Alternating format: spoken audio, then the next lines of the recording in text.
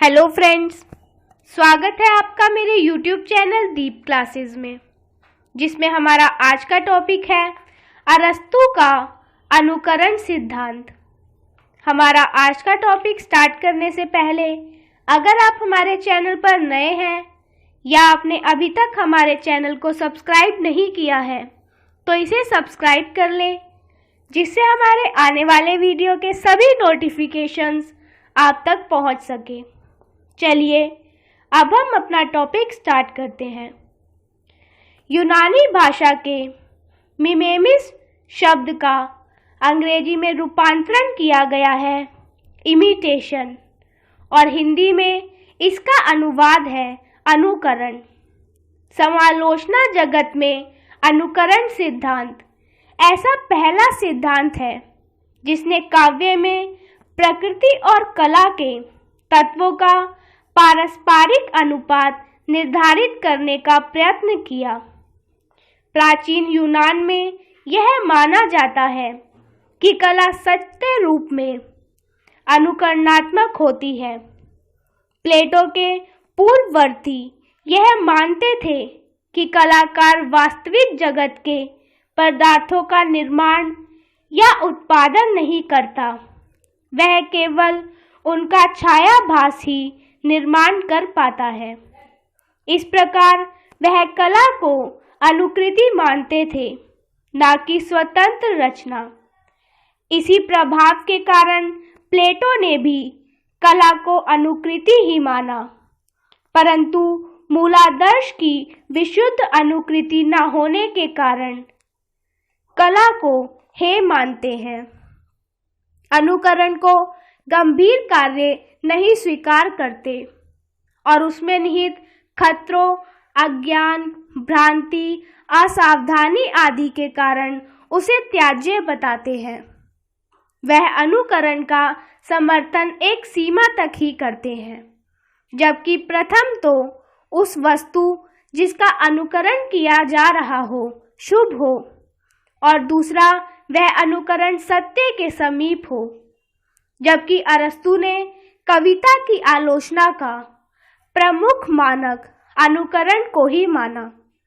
अरस्तु ने अपने ग्रंथ के प्रारंभ में ही स्पष्ट शब्दों में लिखा है, महाकाव्य त्रासदी, कामदी तथा वंशी विड़ादी के अधिकांश भेद सामान्यतः अनुकरण ही है। इस प्रकार स्पष्ट होता है कि अरस्तु कविता को मूलादर्शों का अनुकरण मानते हैं, किंतु उनका मानना है कि इन कलाओं का अनुकरण एक सा ना होकर उनके अनुकरण का माध्यम, विषय और विधि भिन्न भिन्न होती है। अब हम जानते हैं माध्यम, विषय और विधि के बारे में। सबसे पहले है माध्यम। अरस्तु का मानना है कि प्रत्येक कला के अनुकरण का माध्यम भिन्न भिन्न होता है। उन्होंने वंशी या वीणा, नृतक और कविता के लिए क्रमशः लय, सामंजस्य, लय और शब्द रचना को अनुकरण का माध्यम माना है। दूसरा है विषय। जिस प्रकार अरस्तु प्रत्येक कला के अनुकरण का माध्यम भिन्न भिन्न मानते हैं, उसी प्रकार उनका मानना है कि प्रत्येक कला के अनुकरण का विषय भी अलग अलग होता है। उन्होंने मानवीय क्रिया व्यापारों को कविता की विषय वस्तु माना है। वह नैतिकता को मानवीय क्रिया व्यापारों के विभाजन का आधार मानते हैं। इसलिए अरस्तु के अनुकरण का विषय मनुष्य के कार्य व्यापारों के अनुरूप दो प्रकार का मानते हैं, श्रेष्ठतम और निम्नतम। इन्हीं मानवीय क्रिया व्यापारों के आधार पर अरस्तु ने काव्य के दो भेद किए हैं, पहला त्रासदी और दूसरा कॉमेडी। तीसरा है विधि। अरस्तु की दृष्टि में कविता में सभी प्रकार के मानवीय क्रियाओं का अनुसरण एक ही विधि से ना होकर भिन्न भिन्न विधियों से होता है। यही कारण है कि कविता में कहीं आख्यानात्मक, कहीं नाटकीय और कहीं संयुक्त विधियों से मानवीय कार्य व्यापारों का अनुकरण होता है। वह महाकाव्य, त्रासदी और कॉमेडी आदि कविता के भेदों को अनुकरण की विविध विधियों द्वारा निर्मित मानते हैं। अरस्तु काव्यशास्त्र में कहते हैं कि अनुकर्ता होने के नाते कवि को चित्रकार या अन्य कलाकार के समान 3 वस्तुओं में से किसी एक का अनुकरण करना पड़ता है। पहला, जो वस्तुएं थी या हैं। दूसरा, उन्हें जैसा कहा या माना जाता है। और तीसरा, उन्हें जैसा होना चाहिए। इन तीनों में से तृतीय स्पष्ट ही आदर्शात्मक है। अनुकरण तो उसी वस्तु का संभव है जिसकी सत्ता थी या है। द्वितीय कोटि को भी गौणतः ही सही अनुकरण की सीमा में रख सकते हैं। किसी वस्तु को जैसा कहा या माना जाता है, इसका अर्थ है उसके संबंध में प्रचलित लोक घटना और लोक धारणा के आधार पर भी वस्तु का अनुकरण शक्य है। किंतु तृतीय कोटि में, यानी कि जैसा होना चाहिए में, तो कोई वस्तु ही है ही नहीं, अभी तो उसे होना है। कलाकार अपनी मान्यता, विश्वास, संस्कार आदि के आधार पर किसी वस्तु का जैसा भी काल्पनिक रूप प्रस्तुत करना चाहे कर सकता है। प्लेटो का यह कहना है कि बहुत बार वह केवल कल्पना की उपज हुआ करती थी। अरस्तु कविता का जन्म भी अनुकरण और सामंजस्य अथवा लय से मानते हैं। उनके अनुसार अनुकरण मनुष्य की सहज वृत्ति है। यही अनुकरण मानव की शिक्षा का स्रोत है। उनके अनुसार जो मूर्ति सामान्यतः प्रत्यक्षतः कष्टकारी होती है, वह ही काव्य में अनुवृत्ति का विषय बनकर आनंद प्रदायक होती है। क्योंकि कविता में अनुकृत विषय यानी मानवीय और मानवेतर काव्य व्यापारों में ज्ञानार्जन और निष्कर्ष ग्रहण करने की क्षमता होती है। इस प्रकार अनुकरण न केवल आनंद प्रदायक होता है, अपितु वह ज्ञान प्रदान करने के साथ साथ पाठकों और श्रोताओं को निष्कर्ष तक पहुंचाता है। वह मानते हैं कि कवि कला कौशल के द्वारा भी पाठकों को आनंद प्रदान करता है। उनकी दृष्टि में कविता का आस्वादन पाठक 2 माध्यमों से करता है। वह माध्यम है अनुकरण और कला कौशल। अरस्तु अनुकरण शब्द का प्रयोग काव्य शास्त्र, राजनीति, भौतिक शास्त्र, आध्यात्म शास्त्र आदि विषयों के कई प्रसंगों में करते हैं। भौतिक शास्त्र के प्रसंग में कला को प्रकृति की अनुकृति और प्रकृति का सादृश्य कहा है। काव्य शास्त्र में अनुकरण को मानव के आंतरिक क्रिया व्यापार मानते हैं।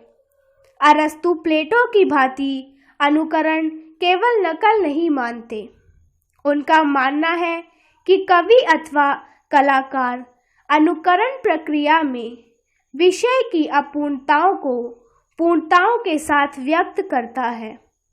इस प्रकार अनुकरण नकल मात्र न होकर सृजनात्मक होता है और कविता की यही सृजनात्मकता ज्ञानवर्धन और आनंद प्रदायक होती है।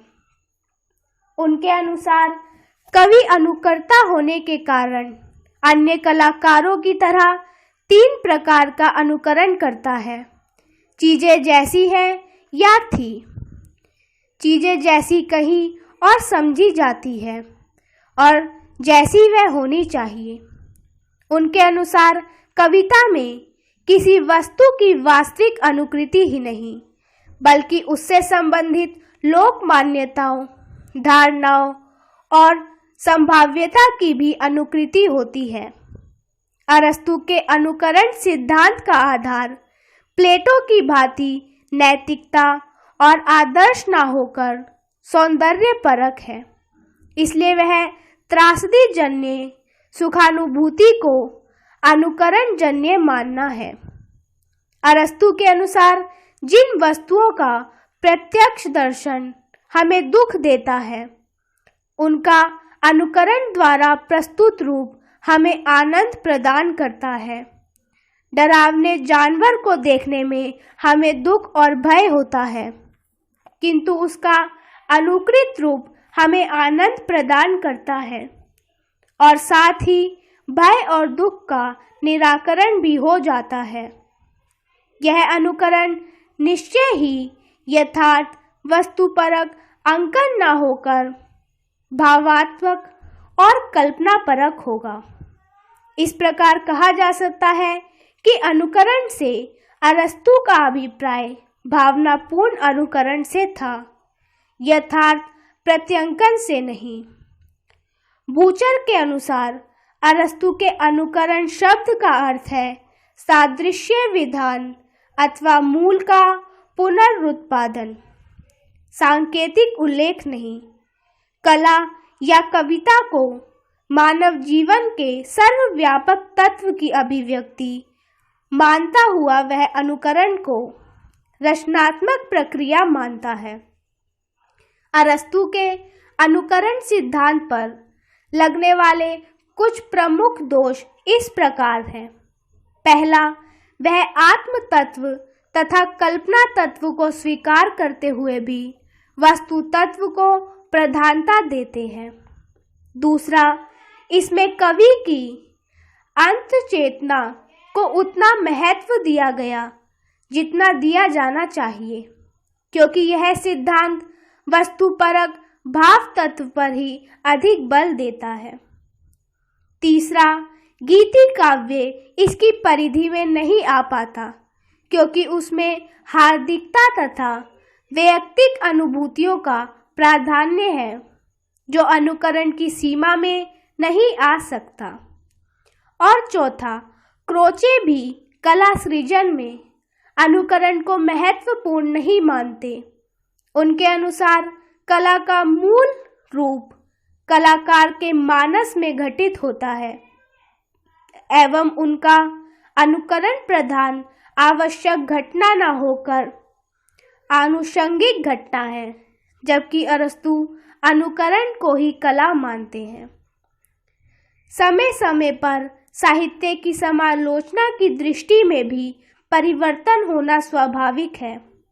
वर्तमान में कविता मूल्यांकन स्वतंत्र कलाकृति के रूप में अधिक होता है, जबकि पहले कलाकृति का मूल्यांकन अनुकार्य के आधार पर होता था, जबकि अब पाठक या श्रोता पर पड़ने वाले प्रभाव की कसौटी पर होता है।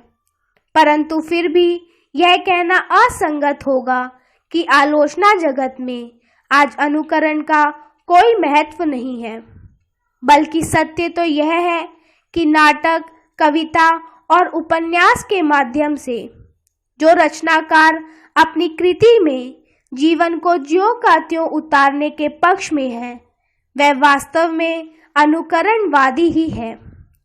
अंततः यह कहा जा सकता है कि आज अनुकरण सिद्धांत यथार्थवाद, प्रकृतिवाद के रूप में दिखाई देता है। आज के विचारक विज्ञान और कविता के भेद की व्याख्या करते हुए सत्य और कविता के बीच उसे थोड़े से अंतर को स्वीकार करते हैं, जिसकी कल्पना अरस्तु ने अपने अनुकरण सिद्धांत का प्रतिपादन करते समय की थी। इसी के साथ हमारा आज का टॉपिक यही खत्म होता है, जिसमें हमने जाना अरस्तु के अनुकरण सिद्धांत के बारे में। अगर हमारा आज का वीडियो आपको पसंद आया हो तो वीडियो को लाइक एंड शेयर करें और हमारे आने वाले सभी वीडियो के नोटिफिकेशंस के लिए हमारे चैनल को सब्सक्राइब करें। Thank you for watching.